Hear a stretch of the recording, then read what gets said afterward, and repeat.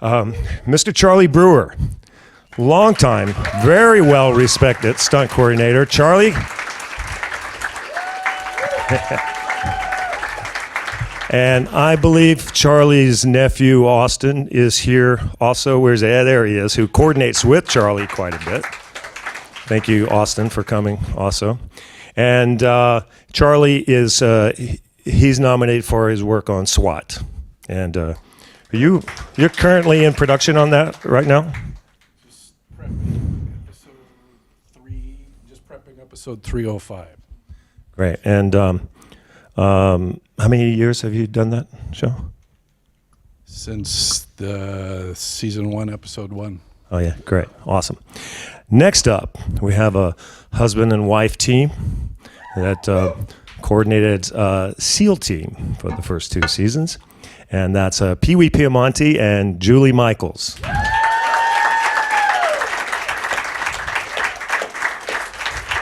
I might add, this is a first for the Stunt Television Academy Emmys, where we have a husband and wife team nominated, and there's actually 2 teams this year. Also in the comedy category, Hiro Koda and his wife Janelle Kerfman are nominated for an Emmy. So, welcome Peewee and Julie, and they of course performed that awesome work on a SEAL team. So we want to start with, first of all, you all just watched the reels and they're fantastic. And Charlie, is this your first nomination? Or? Yes. Yeah. Okay. Yep. All right. And Julie has been nominated before for Shameless, I think 2014. See, and Peewee has been nominated a number of times and actually has won twice for Southland. So, I'm actually going to start with questions that came from you guys, and in terms of, and this is for the entire panel, in terms of the work that we saw on the screen here, that's in the nominations, of the gags that were performed, what was your most fulfilling to achieve, and how did you achieve it? Charlie's too scared. I think for us it was our spy rig. Never been shot on television before. What a spy rig is it's one of the most dangerous thing you can do in the military, and it's an extraction that's done when they need to get you out in a hurry, when they cannot land a helicopter to put our military on it, when they have to be able to take it off a spy rope. So virtually what we had to do is have a Black Hawk helicopter go to the peak of a mountain, and the long lineman drops it down onto this ledge. They all clip in and they fly away like Superman. And it was very challenging, but one of the things I love about the way Peewee coordinates is he takes his time and he pressures no one, and there's no suppression on set. We say on set, it's not only your right, but your responsibility to speak up for safety. And during that time, instead of most safety meetings, which might be, 5 minutes, maybe 10 minutes if it's a really long, big gag, we had an hour and a half safety meeting. And we walked it through step by step what everybody was going to do, from what the pilot does, the long lineman, the co-pilot, our ground crew, and each of our stunt performer we had 2 of our real deals who are actors on the show actually ride the rig as well.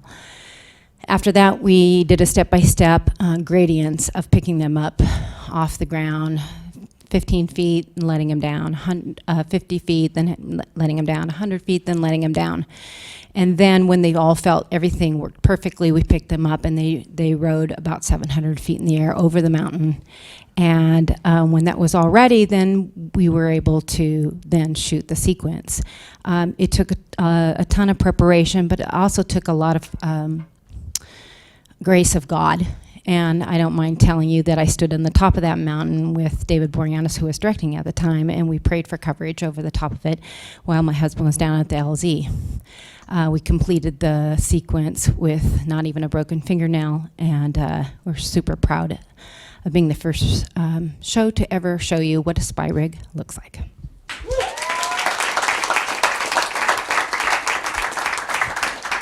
Before we go to Charlie, I have a question about the spy rig. Now, it's interesting everything you tell us about it. Were there any elements involved with the military that would include any secrecy or anything where there was concerns with actually showing the spy rig? Because the name itself lends itself to to like, wow, we shouldn't be doing that.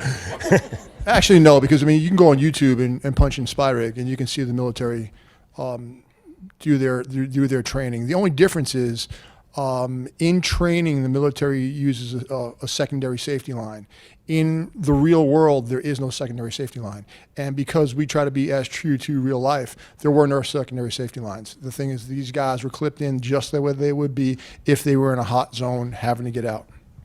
And all those performing that particular stunt were they all military personnel?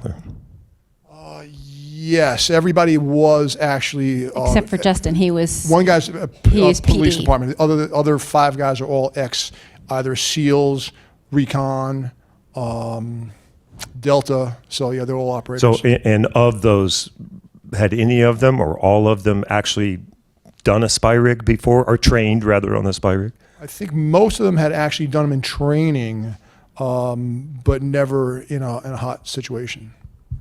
Awesome. Charlie's asking who the pilot was. We brought a pilot out of Florida, and he does this all the time. He's actually in the Navy. That's what he does. One of the things that we like to do is bring the real deals to do the real thing.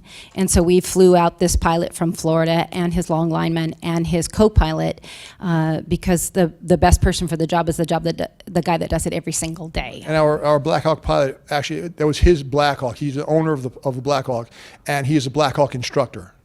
So he comes with mucho credentials. So when you have 6 guys hanging off a rope, you want to make sure the guy that's piloting that is the guy. And he's, by the way, the nicest man on the planet. And the La Rosas, Kevin Sr. and Kevin Jr.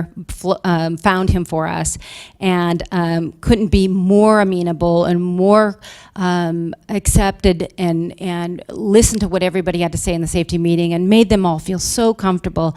All y'all who do stunts, the last thing you want to hear is, do you have any other concerns that you need me to make you feel comfortable? And that's the way this whole team was. It's all about making you guys comfortable. Great. Thank you, guys. Charlie, same question, which is do you remember the question? It's like, in terms of the gags that are represented in your reel, for that have obviously been accepted and honored with the nomination, of which there are many gags in there. I mean, the content is amazing in your reel.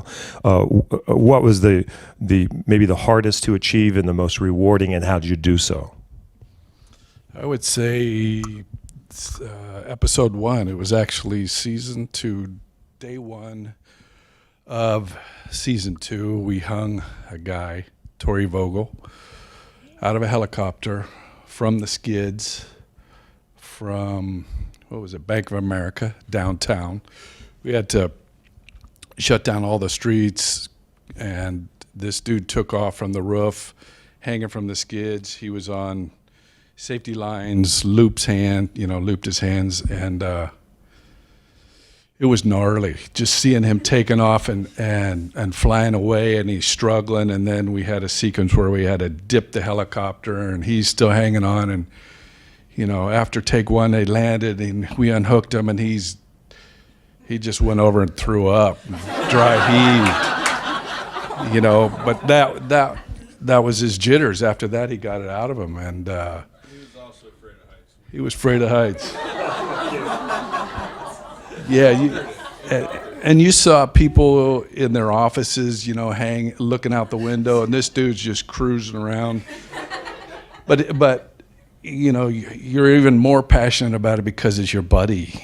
We're close with him. He's a doubles for a lot of the guys on our show, and it was out of his comfort zone for sure, but the challenges of doing it, getting the building, the location scouts, shutting down half of downtown, it was also that building that had that Slide for Life or whatever, exterior of the building, so we had to pay them off. And you came and hustled, I think, that day. And yeah, just getting equipment up onto the roof, it was just a handful. But that's S.W.A.T. It's like every episode, it's just these writers are just encouraged to push it, push it. And we sit in meetings and just try and figure things out, or sometimes try to tone it down because there's not enough manpower, Yeah. And what's happened now in the TV business is the demand for these sequences has just gotten bigger and bigger, and we have 8 days to do it in. Sometimes it turns into second units or splinter units or an extra filming day, but it's just a challenge of getting these big things done week after week after week. So one of those, and this was in an earlier season, this gag that you were talking about. So in terms of what's in the reel that we have today, the one that got an audience reaction, and got my reaction when I watched it a few days ago, was and it's quite possibly a very simple gag, but it's very effective, and that is the train bit, and the guys doing the near miss with the train, and the not so near miss that occurs in there. So I have doing this myself. I know it's quite often an ordeal with permits, getting the train, coordinating with train movement, and all that kind of stuff. How did you guys achieve that particular gag of those guys running in front of the train? That was downtown LA. The restrictions of where you could go and where you couldn't go pertaining to the tracks was a huge thing, especially with a film crew. And I remember that sequence, as it was first written, was different. So we added the second train, but we cheated, and it was a CG train. So the guy that got tagged by the train was, that was an all CG train. Okay, great. Well, it works very well. But it was also the safest way to do it. The guy dies, and that was written the way it was written. We thought of many different ways to do it, but we all came up with this CG train. And see, that's interesting, because looking at it myself, I thought it was a CG guy, but it was a CG train. It's awesome. There's so much content in your reel. I mean, there's horses, motorcycle, cars, large trucks, boats, ships. There's bulldogs. There's rope work. There's another one with that comes up is the rope work that's in there. There's a pendulum swing that you guys achieved that. Now, how practical was that? Particularly, you guys know what I'm talking about. There's 2 rope swings in there, but I'm talking about the first one where there's actually the drop and swing out and through the window.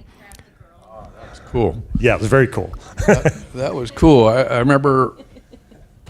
And you keep looking at Austin? Did he actually do all this work? Should he be up here? And so, Get up here, Austin. Come I'm on. brain dead, man. This show whack. Yeah, I look at Austin because he's young and he's the go-to guy. manly and handsome. look at him. Seriously, I don't know what I'm doing from week to week. We're doing so much, but back to that rope swing was. Who was on that? See? Ben, yeah. So we have this director, Billy Gerhardt, who's awesome. Just a mind that's way out there. Originally started as a camera guy, worked his way up, but I remember it was written completely different.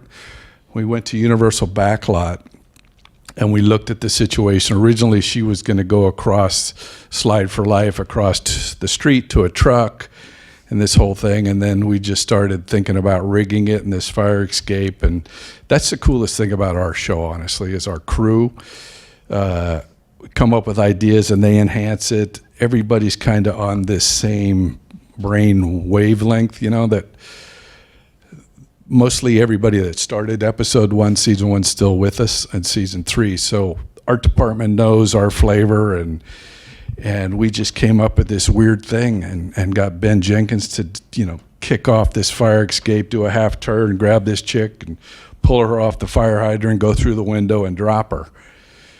And it was just one of those things. I mean, you see it, but in the story, it was just, it just came out of left field. And that, we had one take.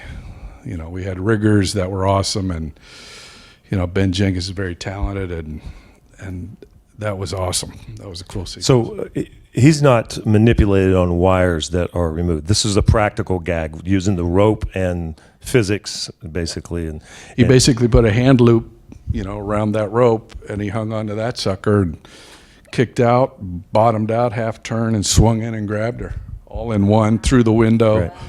And then just held on to her and swung back out because he was, still tied into the rope. Nothing manipulated him, nothing helped him that time. Awesome. Didn't CG anything. Good old-fashioned stunt work. Yeah, excellent. Peewee and Julie, again, as I mentioned earlier, you're obviously a husband and wife team that coordinate very successfully together and do amazing work. And I, of course, we're close friends, so we worked together a lot, and I've worked with you and for you and so forth, and know how safe you both are with doing the work. But the question comes up in being husband and wife and working together in the environment, creating stuff, dealing with risk, dealing with pressure. And how do you find that it's advantageous to have the close relationship that you have being husband and wife in terms of communication in prep and on the set and so forth? Well, he wakes me up in the middle of the night at 2 in the morning. I got an idea! Like, oh gosh, can we have the idea at 4:30 in the morning and not 2 in the morning, please? No, it's extremely advantageous because we're with each other 24/7. If you have the ability to communicate with the one that's you're lending to consistently, it makes the communication super, super clear. And by the time we step on set, we have an absolute clear line of communication so that the people coming in know. We even send the scenes out to our stunt performers when they're bigger scenes, so they have an idea before they even leave. And that was something that we came up in the middle of the night. It's like, why is it when stunt performers come on the set, they have no real idea of what they're doing? Why can't we send them the scene so they can kind of start to facilitate their own ideas and then bring that to the set? And after we got it okayed from production, we started doing that, because I know when I was a stunt performer and they'd say, can you work on Thursday? I'd be like, yeah, and click. I didn't, what am I bringing, fire gear? Am I sliding a car? Am I naked? What the heck? Just tell me something. So yes, clear communication is we think it's essential in safety, and having us be a team and be able to speak together consistently all through there are times where like, no more, I just want a popsicle, just no more. But it's really great because we suss ideas out and we fight about ideas. No, think about this, think about that. Think about when you get in a group and you're playing a game of baseball where you're all trying to figure out what's the best strategy, right? Well, when you're together all the time, that works better, right? So we have a big advantage by it. And yeah, so for us, it's really successful. Don't you ever shut it off, though? Nope. Well, see, that was my next part of the question, is that what are the disadvantages of being husband and wife and doing something like that? To me, it's really not a disadvantage as far as never shutting it off. Especially doing television. Things are in flux so much, things change so much, that if one of us is on set, the other one can be answering questions that production has instead of being bothered to try to come up with those answers. Also, you can only be in one place at one time. If you have to have somebody covering another portion of the production for you, it's tough on that person coming in, because that person is coming in blind. You may give them a phone conversation, hey, we're going to be doing this, yada, yada, yada. But with Julie and myself, we're discussing the scenes inside out, upside down. So we know, the producers know both of us, the directors know both of us. So we're interchangeable in that fact that we've discussed everything so much that it's just another body being there conveying the message to production, instead of trying to now convey that message to another coordinator to then convey it to production. We have our own production meetings. Sometimes we get food to it too. if I'm cooking in the middle of it. We even built a master suite that is open completely, so I can be in the bathtub while you're screaming down, "What do you think about scene 5?" Like, I'm in the middle of a bath, babe. No, it's awesome. It's awesome, and I think it built. Honestly, really, Alex, I think it's built us stronger. We're married almost 26 years now, and yeah, thank you. I mean, that's right in Hollywood, especially, right? That's a stunt. Yeah, yeah, sometimes it's a good stunt too. But really, guys, what a blessing to be able to work with the one you love and the one you respect the most. I'm in awe of him. I come home sometimes and I literally will be in tears going, I'm married to the most amazing man that ever walked the freaking planet. So, yes, it's awesome. Yeah, it's great. We see it more and more in the stunt industry that families work together. Our kids end up getting, their children are in the business also. And, so is my dog. And I guess my kids are 13, 10, and 9. They're doing it too. And but I think having the familiar relationship with family helps with because you are dealing often with risk and safety elements and some pretty big issues, and it's good to have family that you trust involved. And I mean, look at here's Charlie and Charlie this and Austin. Family. Now I don't know that Charlie calls down to Austin in the bathtub to talk about the production, but we are in such communication. Luckily he is my nephew, but. There's trust issues. There's just so you guys know, the amount of information that we have to swallow on a daily basis is crazy. You're prepping. Our schedule is like we have a concept meeting, we have a stunt meeting with effects and picture vehicles. Then we do scouts, and then you start filming. Right now, while you're filming, you're prepping the next episode. So the information is insane, and it's collecting, it's passing it, and now, even I'm going to touch on safety. What's happened at Sony in the last year, they've always been awesome with us and hold our hands and scout with us and discuss things with us and tell us what we can and can't do. But this year, it's gotten better because the communication's there. If an actor is involved in anything, we have to put it on paper. We have to discuss it in front of the director and the first ADs. So when we get into filming, a director can't change his mind and say, hey, can the actor tackle this guy? We don't do that anymore. We're all about structure. And with the support of Sony, we have better guidelines now because we communicate with the studio more about making things safer. That's our biggest hurdle, is we do, the pressures of what we do on our show on a daily basis. Accidents happen, but we do everything we can to, minimalize it, even though these things are big and gnarly, and it's just a better relationship with the studio now in terms of communication and safety for everybody. So I love the fact that Sony's more involved with safety and so attentive to it, because that's in our genes as coordinators and stunt people, is how can we do this thing safely. But now that other departments are in tune with this too, they make their departments better.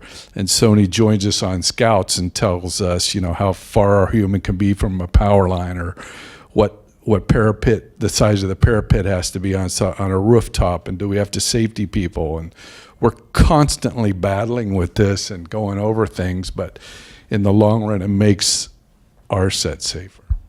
Yeah, drones are one of the big ones now, where you're getting the specifics on where people have to be and under things and the distances and so forth, and then you end up on productions that are shooting from the hip, and I've been there where it's like, okay, guys, where's your landing zone? Where are you saying, oh, I don't know, we're over here, but it's key that most productions now, most studios, and certainly coordinators and all are working to do more preparation, communication, as you guys are saying, and planning ahead of time in rehearsal, so it's not shooting from the hip, because that's certainly the key to being safer and in many cases being more creative, because you get a chance to flush through the things that maybe are not as good as you could. If you've prepped it, you rehearsed it, you've tried it, then the idea may change completely, or it may just grow to something that's even more exciting and creative, and then you end up with amazing reels like this of work that's out there, as you were saying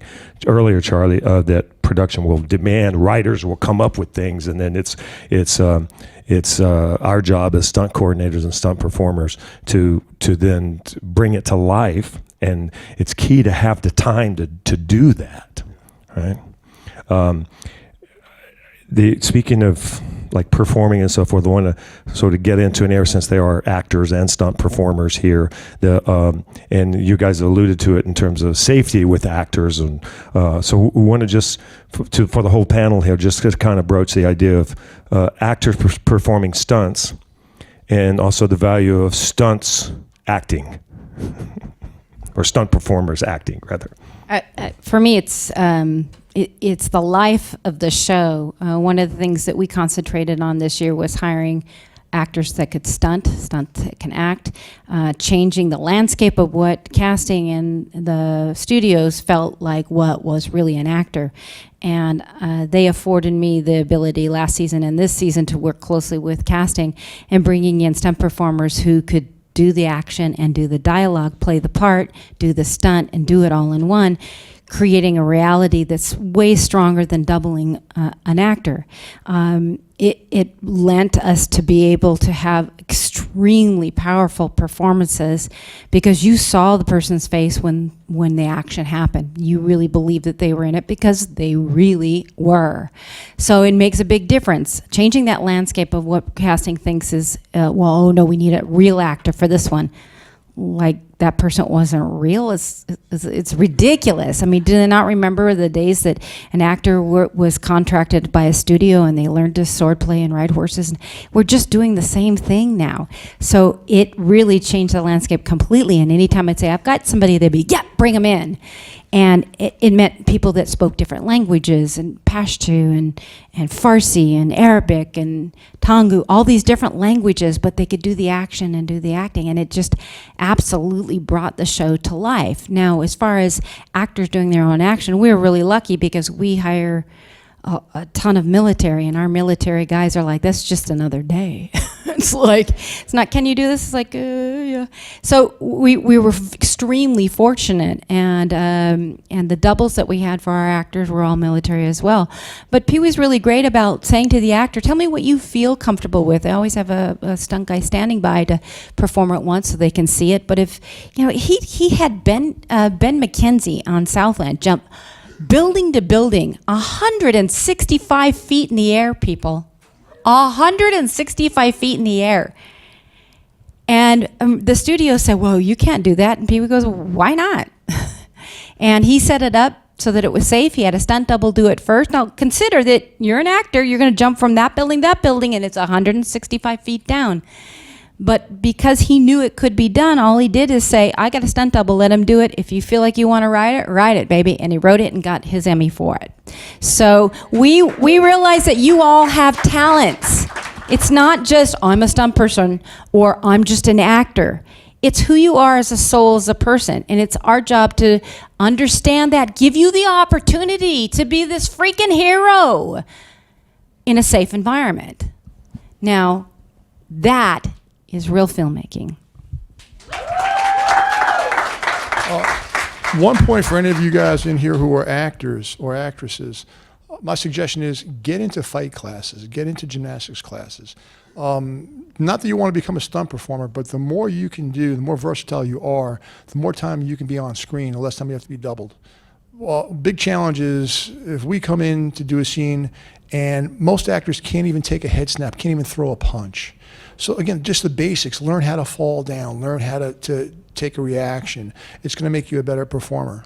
And you're going to like it. I promise you. And let me also add to that, stunt performers, take an acting class. Absolutely, absolutely. Because like Julie said, one of the challenges and benefits to our show was that throughout the course of the show in story went to different parts of the world. We went to the Philippines. We went to Africa. We went to Mexico. So during those episodes, we had all the Middle Eastern guys working, all the Asian guys working.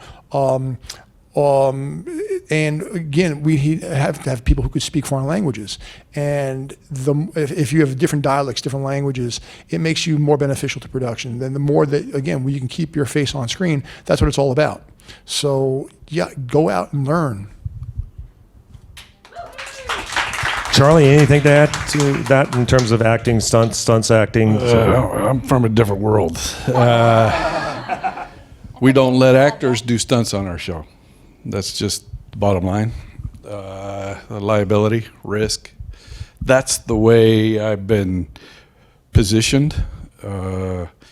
Happened just last week. Big motorcycle sequence, 150 extras, 15 stunt people, 3 guys on motorcycles riding through a flower market, people diving out of the way, and this one actor's like, man, that guy's this much smaller than me on a motorcycle, and I, I'm a physical guy, I play soccer, and I was like, dig it, love to have you, but you're the actor, he's your stunt double.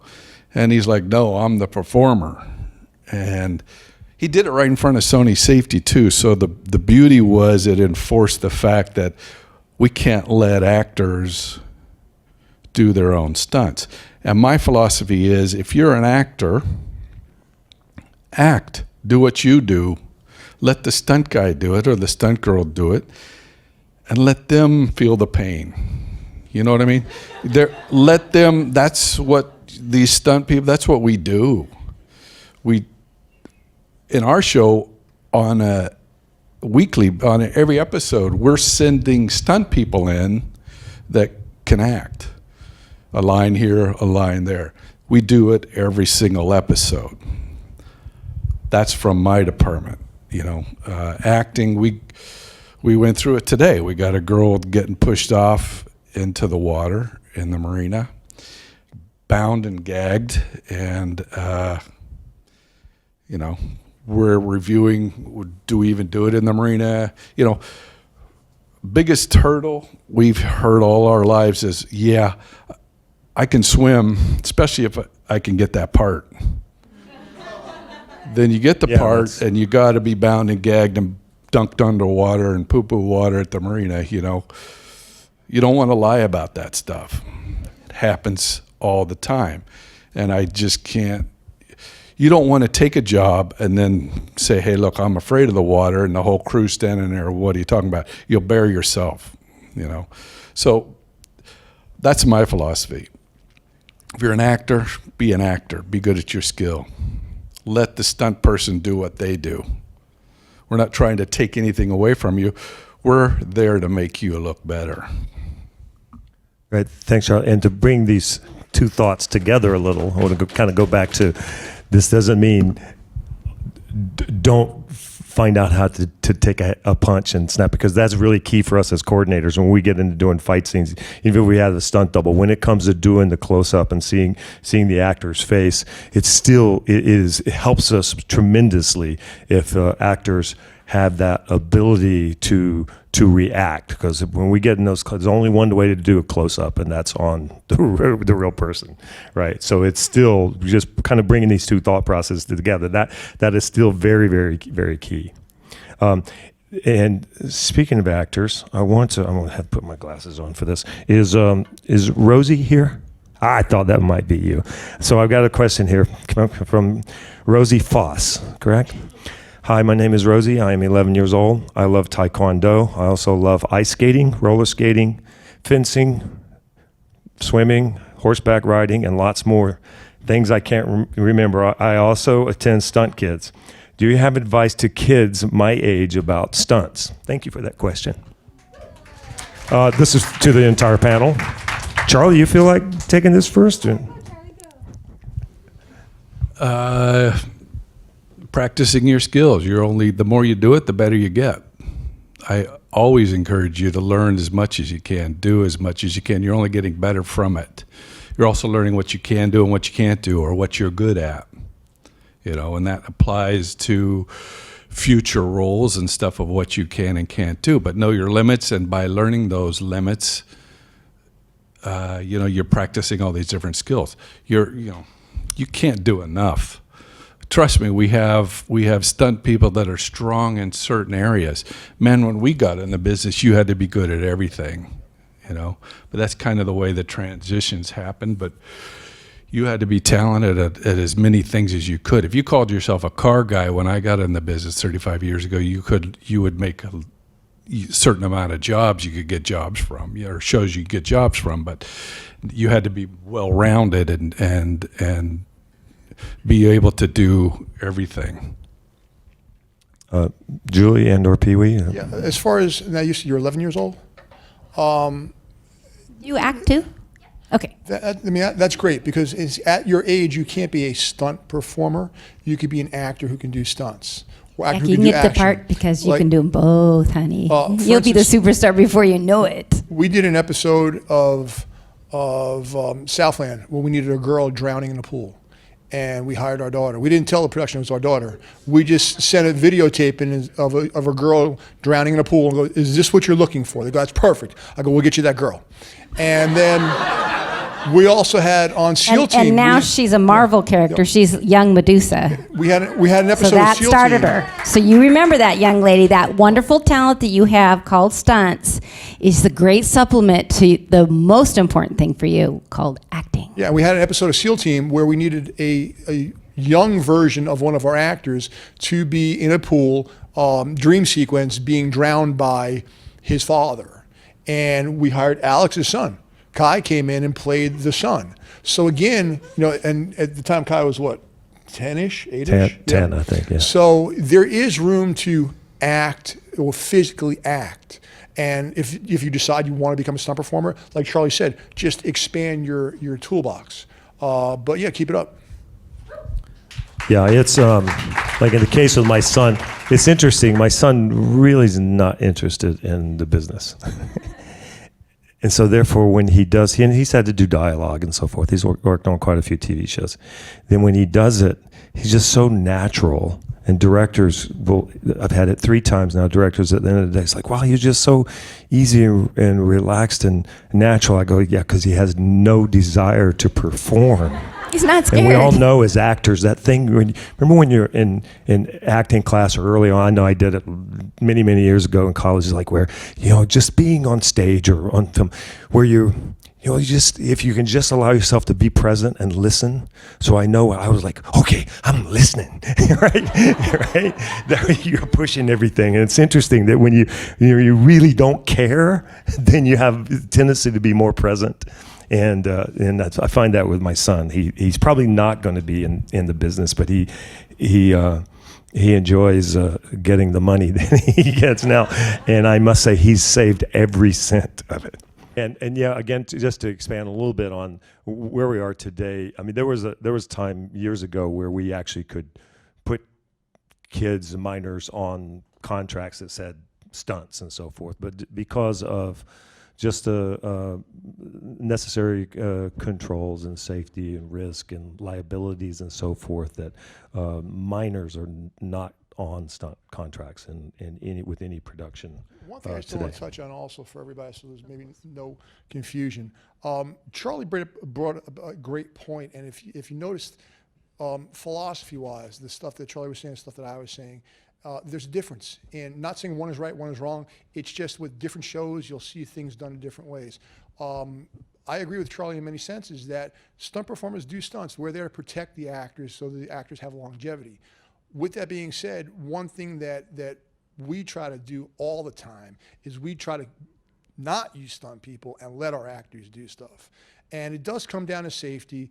I've been very fortunate with my reputation with the safety departments that many times, I mean, I've been on location and I'll pick up the phone and call the safety guy because production's saying, you can't do this. And I'll call the safety guy, I go, this is what I want to do. And he goes, let production know you can do whatever you want. And I hang up the phone and say, we can do it. And like, for instance, we had our guys, military show, flying around Blackhawks all the time. Our actors go, can I hang off the side of the Blackhawk, please, please, please? Yeah, no problem. We built them in, and we have these guys banking, 180-degree banks, hanging out the side with their long guns, and they're loving it. They come back down with these smiles on their faces. And the other thing is, we're filming aerial to aerial, so now we see the face of the actor hanging on the side of the helicopter. That's what an action show is all about. That's one of the things that made SEAL Team what it is that it allowed the audience to be part of the show. We always try to put our audience in the perspective of the shooter. We don't want the audience to be in the room when the team kicks the door. We want the audience kicking in the door with our team. So the only way to do that is to have the actors in the scene. So again, just so you understand, I mean, you're getting a great education by hearing all this, that there are different philosophies. Again, not one is right, one is wrong, but you'll always come up with different philosophies and understand if you're on a project that, every show is different and everybody's philosophy is different. And don't think that just because, you're not doing it on this show, you may do it on another show. And also to clarify, in terms of our guild and stunts, scripted stunts, and I'm sure probably everyone here knows, but just to repeat it, if there is a scripted stunt, there is anything that is part of the performance that has any risk or skill value that involving potential risk, it's our responsibility as stunt coordinators to provide a stunt double at all times. You can always ask for one. No one is Even at ever. the last minute. If you're on set and you're at the last minute, you're like, oh, I don't want to do this. You have the right to ask for a stunt double.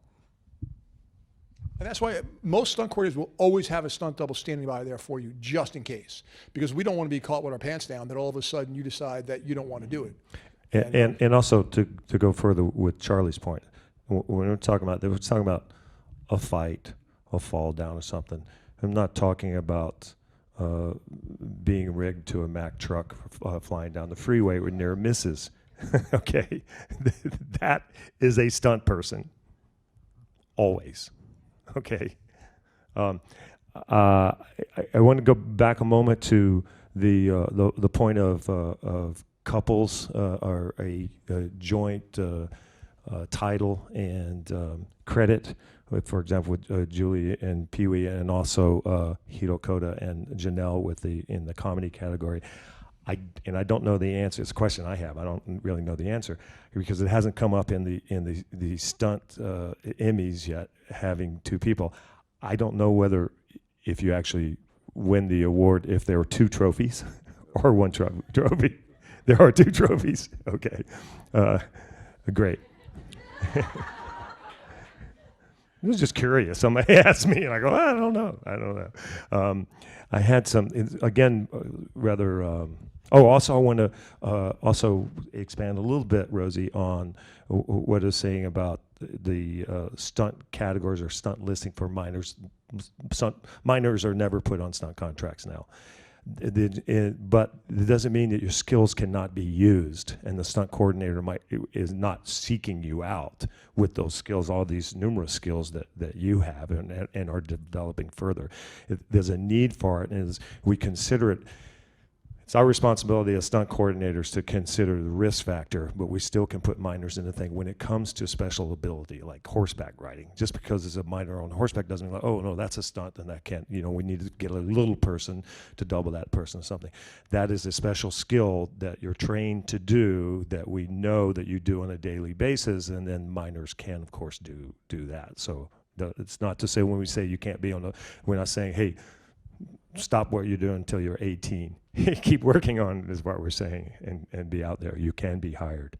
I'll also add to that it's easy for us to talk about our past experiences and those are examples.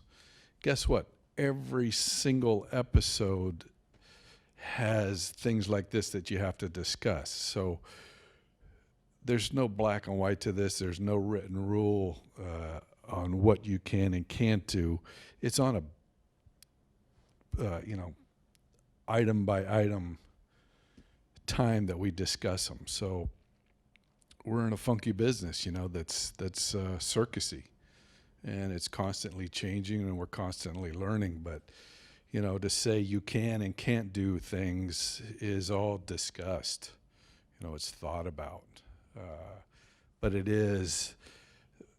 we have to generalize just because we're telling our stories, but every single time it comes up, there's discussions about every situation. So just, it's not a black and white situation. The question that came from the audience was about, today's productions, obviously there's so much content now. There's so many platforms, and then with streaming and the affordability to actually put a crew together and film, and the various formats and the cheap cameras and all. There's a lot of content out there. So there's a lot of people that pop up as stunt performers that maybe are not experienced and skilled. So the question comes from is there more of a push from productions to do stunts that you feel are not safe, or people are not qualified, and you being pressed to follow through with it? No. Okay, great. I think the answer is no for us anyways, because we're really good at saying no. I'd rather you fire me as a stunt coordinator than go through with something that I don't think is safe, or we don't think is safe. And honestly, the studios today, and I know Sony's probably the same way because you're also CBS, they don't want an accident. So when a stunt coordinator goes, no, I'll give you 10 other ways to do this stunt, but this way it's just not going to work. I think it's different now, right, Charlie? It's different. It's different now. Yeah. I'm also a no, big time. If it's not cool and you don't do it. And on S.W.A.T, they listen. I remember season 1 rooftop sequence. We had to make these rooftops safe, and 2 of them we just couldn't. Netting, whatever we wanted to put up, we couldn't make them safe. And I remember just saying we can't do it. They didn't want to hear that, but it was the truth. I couldn't make 2 of those 4 roofs safe, and so we didn't do it. Great, thank you. Yes. Everyone here has worked as a stunt performer before becoming a stunt coordinator, and that's generally the path. We must say that something that has happened because of so much media and so much content that people have popped up stunt coordinating that are not experienced stunt people, that are not possibly qualified and experienced enough to be taking on those risk and safety factors, and it's something our guild is trying to get a hold of by our stunt coordinator eligibility list that will go into effect in January 2020. But with that being said, I wasn't going to get into a debate on that or that, but it's just great to see our guild working so hard for the needs that we have out there. So thank you, SAG-AFTRA. And but I wanted to, for the panel, in terms of, you prefer to perform a stunt or coordinate? Coordinate. One of the greatest things is to be able to pick up the phone and call somebody, hey, you want a job? And it was fun. When you're young, doing stunts is great. You want to do them and you want to show off and get pat on the back and have a good time. But as you get older, the body starts to hurt a lot more, and you have to realize your reaction time slows down. Your body's a lot more susceptible to get hurt. Also, if you're coordinating, the worst thing you can go out and do is do another job, get mucked up. Now you can't come in and coordinate anymore, so you've lost your job. So if you're making your livelihood as a stunt coordinator, as a second unit director, you don't want to go do a turnover and get it concussed or get broken up, and now you're losing a lot of money. It's interesting for me. Yes, I honestly I think I excel more in the management, creative thinking world as a stunt coordinator. But I have to say that most of us that actually end up being in the performance or stunt performance world are more likely to be A-type personalities, and my ego still loves to say, "Oh yeah, I still got it. I did the stair fall," and then I limp away. But It was only 3 steps. yeah. It's interesting that we still, I think that's still in there to say, oh yeah, I can still do it. Charlie, do you have any? I think, yeah, I have a problem because I still want to do stunts, but my wife won't let me. I mean, we discuss things.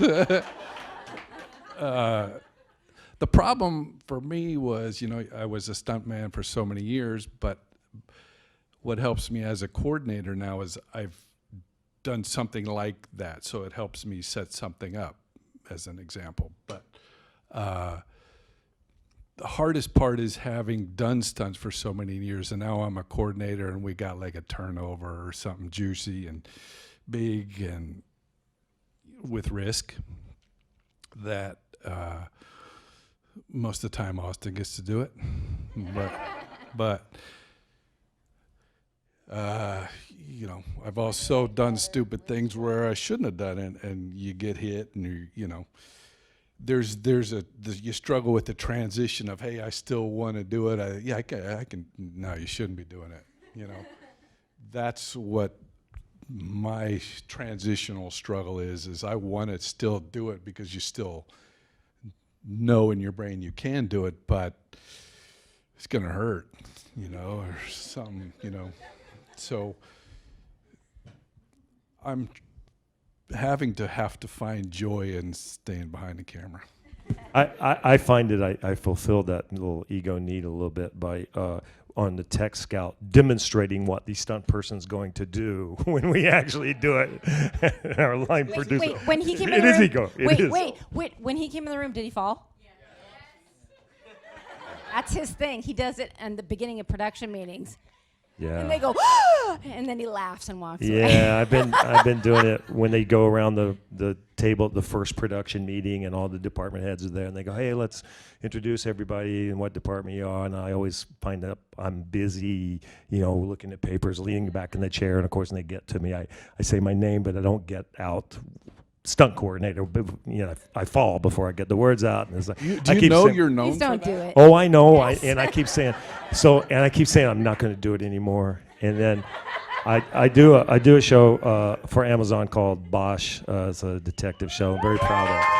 Yeah, awesome show. I'm really proud to be part of that now for 6 seasons. And each year, we just started about a month ago for this season 6, and then we get to the production meeting's coming up, and I'm like, okay, I'm not doing it. Most of these people already know me, and because it's either funny or like, what a jerk, this guy's an idiot, So I'm not going to do it. And then Michael Connolly, who is the creator of Bosch, the writer who wrote the novels, he's always there, and he comes as he's walking by to take his seat. As we're kind of being like, he goes, hey, I brought my daughter today. You're going to do the thing, right?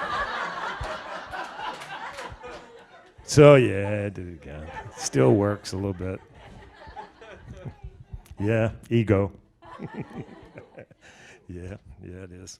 I think we still have a little bit of time, correct, Rochelle? Or yeah. So I want to see if I actually, because I know once we start talking like this, and we got a few questions that were written down ahead of time, but then I think the talk and the personalities help to maybe inspire other questions. So I wanted to see if there's any questions from those attending here that they might want to ask of the panel.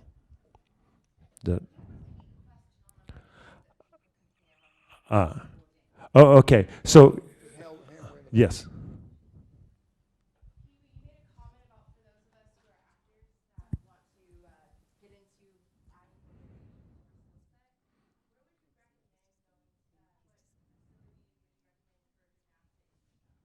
So the question is to Peewee that he alluded to earlier about actors improving their skill set. And so the question is, where would you recommend that performers go to improve some of those skills? I mean, it's just any reputable gymnastics school.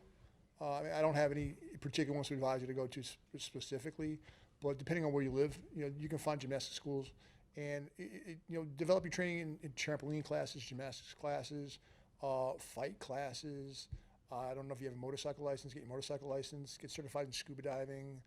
Again, you know, and not just, again, not to be a stunt performer, but as far as being an actress, all those things will make you more well-rounded.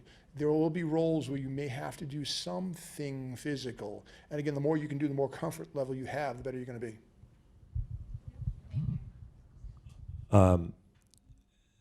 Charlie, were you going to say? I saw the mic coming. No. There's not, I think I can speak for the panel and most of us that are coordinated, there's not an apprenticeship program or set classes training for stunt work out there, really anywhere in the country. People that have really become experienced and respected and skilled in the business, in the stunt business, have done so through their work, through being hungry, through paying dues, through, and I don't mean just your dues with the guild, but by getting out there and working hard and developing skills and not having it handed to you. So there's no set program to, you know, say, how do I become a stunt person? You know, well, I want to take this course, and after that course I take this course, and then I'm qualified and I'm licensed and I'm credentialed and all that kind of stuff. There isn't any program. Now, mind you, there are some stunt training programs that you may find online or that pop up out there. Personally, and if I'm speaking out of line, you guys correct me. Personally, I find that it's much like if you're looking for an acting coach, make sure that is someone who really has the experience and the skill, the passion to really relay, that knows the path, to really know what to feed you and what ways to develop you in that skill. I see it the same as with acting, because a lot of people that end up sponsoring acting classes, or people that may have a few credits and they're not really working enough to make a living, so they decide to open a class where they can teach other people to do it and get money from them. It's the same in the stunt world, I think, for the most part. So there are some programs for the Motion Picture Driving Clinic, for example, that's respected, and we all acknowledge that, hey, if you've been through Rick Seaman's Motion Picture Driving Clinic, I know that you have a certain level of skills behind the wheel, at least the rudimentary skills, but there's nothing like getting the onset skill and developing it, and you can't just jump into it and do it, you know. So hopefully that answers some questions about the training aspect. Anybody else have? Was there any other? Oh, yes. Yes, sir. I was wondering about the protective equipment that the actors and the stunt performers wear. Generally, who provides that? Is that the studio? Is it the stunt coordinator? Is it the actors themselves? Thank you. The question is about protective equipment that actors and stunt people would need to wear and or use when performing action and skills on set. Where does that equipment come from? And the simple answer is established stunt people should have their own pads and harnesses and so forth. But in terms of actors, last night I handed out 4 or 5 sets of elbow pads and knee pads to actors on American Horror Story while I was over covering the set. So that's what the stunt coordinator often, or the stunt doubles, will have extra pads and that kind of stuff that they provide. Anybody need to expand on that? Or? On some shows, what we've done is, going into the season, we'll set up pad bags for our actors with wardrobe. And we'll just give wardrobe a full set of pads for the actor or actress, just for them, so that anytime they're doing anything, they can go to the wardrobe department if they need knee pads. Because there'll be sometimes where there's no stunts involved, but they'll be kneeling down, and then they want to protect their knees. They know they can then go to the wardrobe department and get their knee pads. Like Alex said, as a stunt performer, you bring your own stuff. As an actor, you expect it to be given to you. And then Yes. if you're doubling someone, if I can expand on that, if you're a stunt double, the stunt double should have pads for their actor. That's their job, to protect them. Yeah, that's simply it's not a requirement. That's a precedent that is set. Usually, people take care of their actors. I saw you, but there was somebody else, a previous, that had a hand up back here. Yes, ma'am. Hi, Liz. My question is, because a lot of those shows, especially, it's a lot of guy stunt people. What is the most common thing that women are hired to do, or like the most useful thing to know? It, Common thing they get hired to do. in the stunt world, Why, like those types of shows where it's a lot of like. Okay, so the question is, in these types of shows, they need to hear the question for the, in these types of shows, action shows like SWAT, SEAL Team, and other shows that are nominated, Blacklist, Blind Spot, and so forth, that are action-oriented shows, what are the more common things that females are called to, hired to do, and Getting shot happens a lot on SWAT. Little bit of fighting,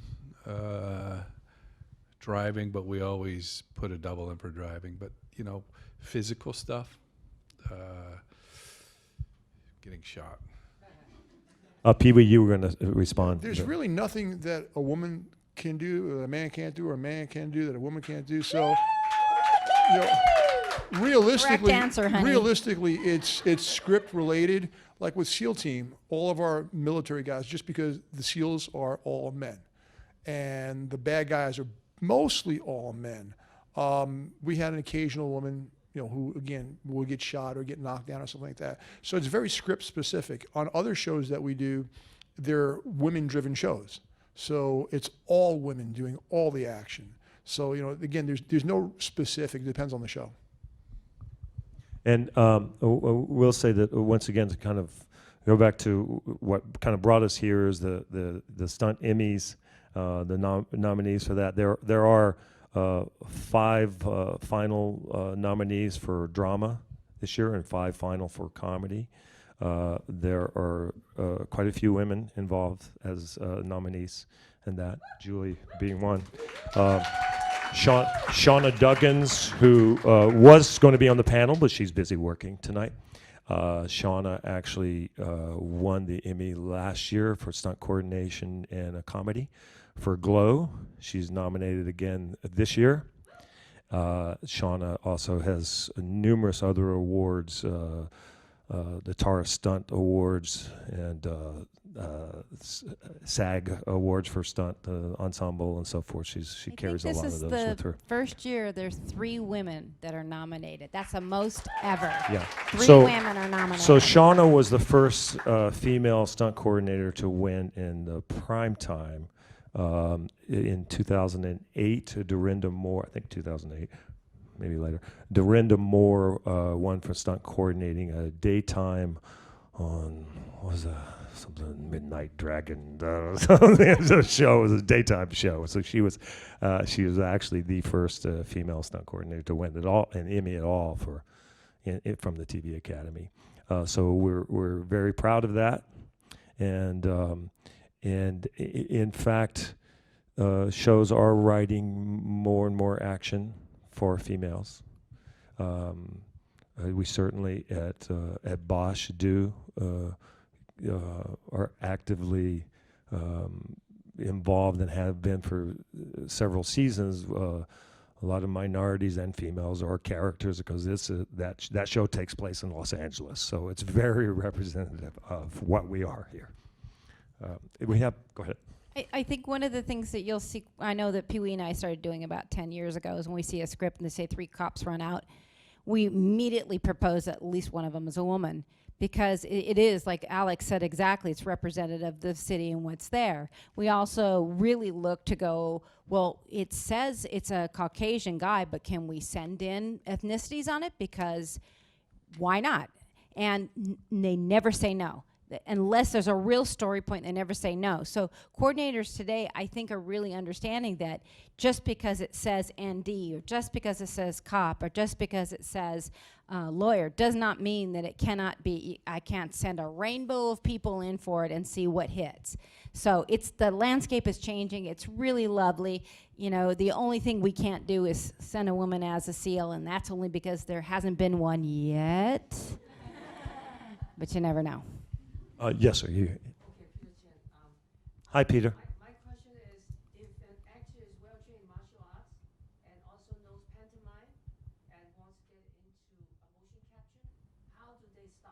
That's a good question. I'm assuming, are you talking about yourself? Yeah. So his question about someone who's trained in martial arts, excels in martial arts. I'm sorry, and also pantomime. I heard that, he's thinking that it's an area to get into that is also quite prolific these days is motion capture. How does one do that if you have those types of skills? Very good question. Anybody on the panel want to handle that? Yeah, I don't know about mocap. Sorry.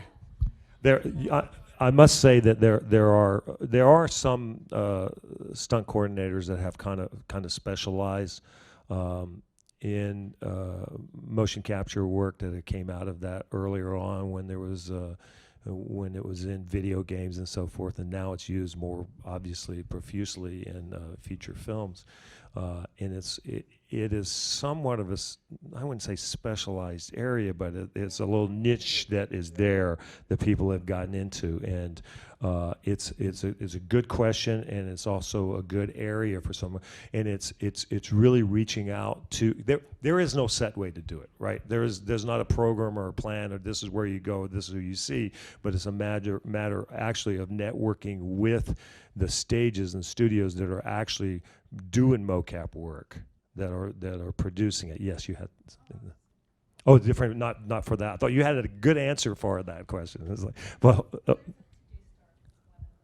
TJ Storm is one. Yes, yeah.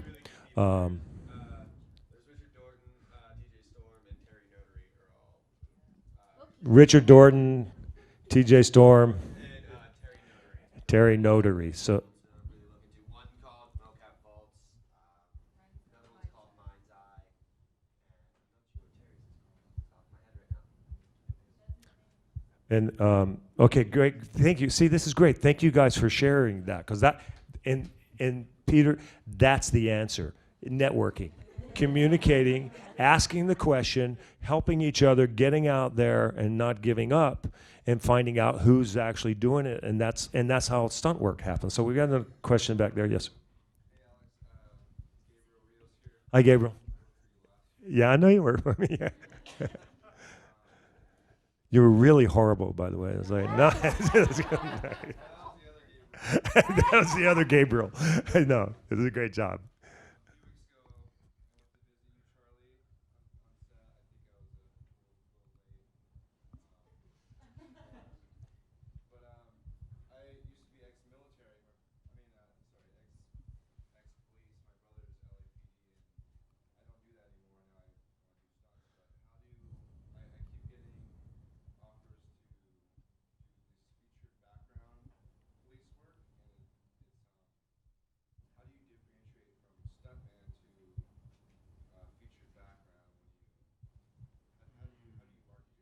So Gabriel's question is, Gabriel's a stuntman. He has, in fact, worked for me on Veronica Mars, doing some motorcycle stuff. And Gabriel is a former police officer, not still active in the police force. He's a former police officer. He has those skills. And his question regards sort of that special background area, special skills we end up with a lot, and also involved in driving and other things, and how you differentiate a stunt performer with using those skills, police skills, say for doing entries and that sort of thing, from a background position. I'm not sure. Are you wanting to know how to transition, or?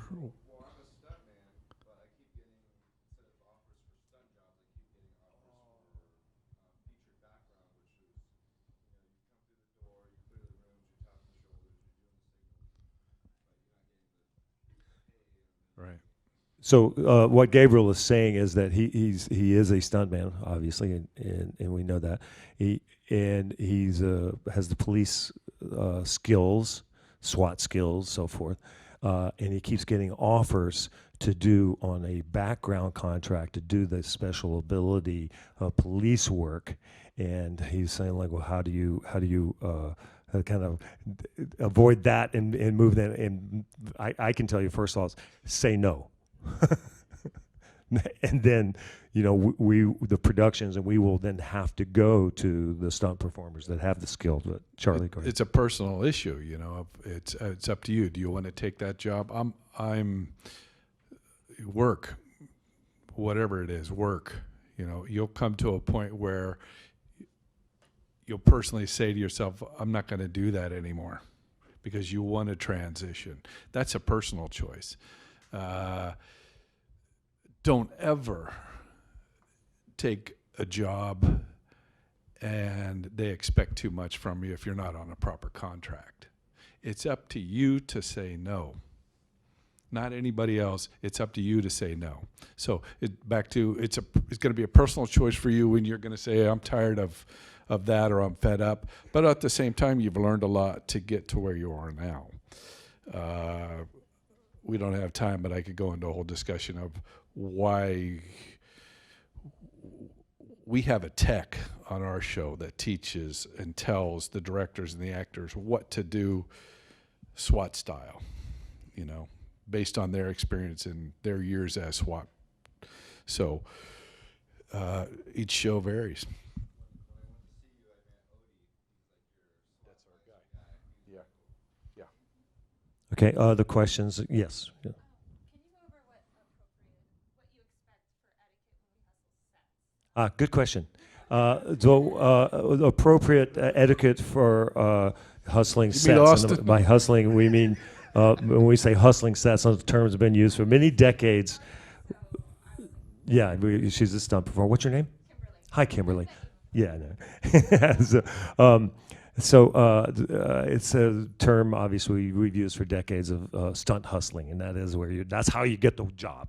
And classically, we all used to just go to the studios and visit the stunt coordinator. So she's asking about, and I must say, for me, I much prefer to meet a person face to face and get to ask questions than receive emails that say, "Dear sir or madam, I hear you're great to work for." You know, I'm passionate about this one. I was raised, you know, we had to go find out where a production was. We networked. We got in our cars, barely had enough money to drive to the set, and the dude wasn't there, so you had to come back, or he's eating lunch. It was a hustle, but it did something to us, right? Nothing trips me out more than someone texting me or sending me an email. I'm going to risk my job because you emailed me? Think about it. You know, I'm responsible for who I hire. I hate emails. I hate text. I want to meet you in person. Sometimes I have time, sometimes I don't have time. Austin's a little more personal sometimes than I am. But I'm not going to hire you if I don't know you or I haven't met you. Because on our show, if we hire you for something, you better know what you're doing. Why would I hire you if I don't know you? yes. So to maybe further expound on it in terms of proper etiquette, it's common sense in a lot of cases. You're there to visit. You're looking for work. If you have an opportunity to possibly meet a stunt coordinator on or around the set, it's being discreet and respectful, and being willing to go, oh, it's not going to happen today, and walk away. Right. It just and happened come to us back last tomorrow. week. Getting ready to drive a truck through a building. Hey, there's a girl here, hustle you. She says she has an appointment with you. Yeah, not cool. We had a guy come by our set one time to a landing zone with a Black Hawk warming up. Bad idea. Also, on the flip side of that, we had a couple people come down. It happened to be my birthday. And they came down and brought me a cupcake with a candle in it.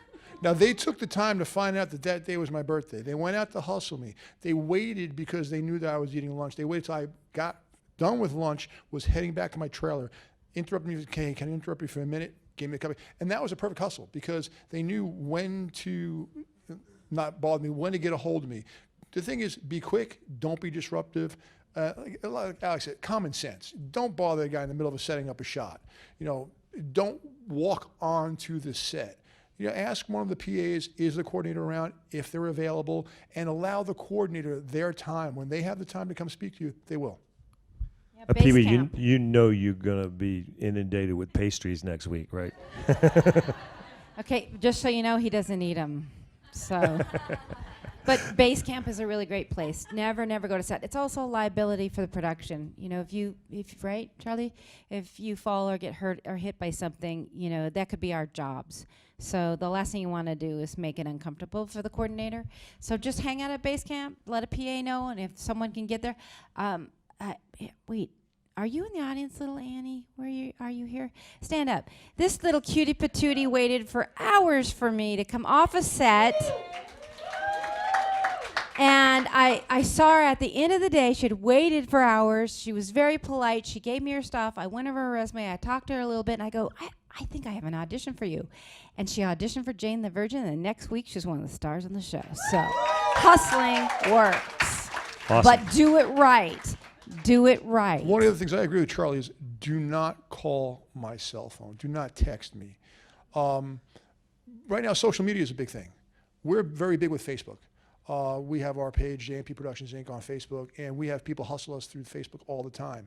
Charlie made a great point, we agree, is that we want to speak to you face to face. We're not going to go off a picture, off an email, or off your demo reel. Julie vets everybody that works for us.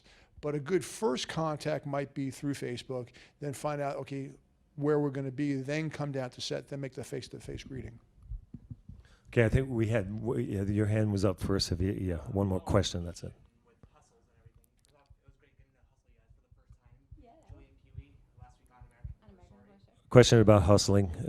Yeah. One of the questions I had was, how do you kind of gauge too much versus not enough in terms of like if I'm trying to like kind of hustle you, like how do we know how often we should try to get our faces out? So the question is, there's never hey, not enough, and there's definitely too much. okay, the question, Peewee, sorry. So the question for those that are not hearing the audience, guys, is how do we know, in terms of hustling, looking for work, how often to visit, and what is too much? And then Peewee's answer was, There's never not enough, and there's definitely too much. Don't be a pest. You know, once you come out and hustle us, even once for that season, and I'm just speaking for us, we have your stuff, we keep files, if we need you, we will contact you. Don't berate us, you know, don't be calling every week and checking in. You know, if we happen to pick up another show, just send a quick quick email, Facebook thing, hey, you know, whatever. But With the exception of the page. And on the page, you can post every day if you want to. And if you've done something new, post it there. It's the reason we created that page is so that you could hustle us in a way that we can go and look at it when we need to, and it's not just necessarily interrupting the day when we're trying to get some stuff done. But that's why the page is there. If you've done something new, you changed your hair or this, or you just want to say hi, oh, you got a new show, that page is your page. It's not my page. It's your page. So if you're not on it, you should get on it. And you can post every single day, and you can tell me what you're wearing. I don't care. It's a chance and an outlet for you guys to be able to get in front of us. so thank you, and then so ultimately common sense. Again, back to the common sense. Austin loves iced Americanos. Guys, I'm sorry we're out of time. I can't take any more questions right now. We'll certainly will be here to mingle for those that hear. We want to thank Charlie Brewer from the S.W.A.T, Peewee Piemonte and Julie Michaels from SEAL Team. By the way, and in speaking of that, so people were talking about they were hustling. Right now, there's several of us covering for Greg Fitzpatrick, Fitzy, who is the stunt coordinator on American Horror Story. They're so busy.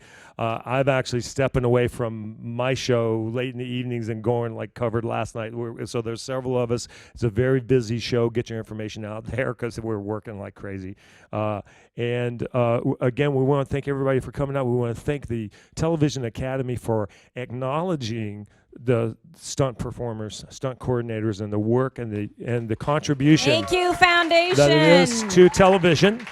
We're hoping and trying to get the Motion Picture Academy to acknowledge, and it's been a long, long road. There's a organization called Stand Up for Stunts. Do I have that name right? I think that you can make sure you sign the petition because I must say I think much like Charlie, I'm kind of old school.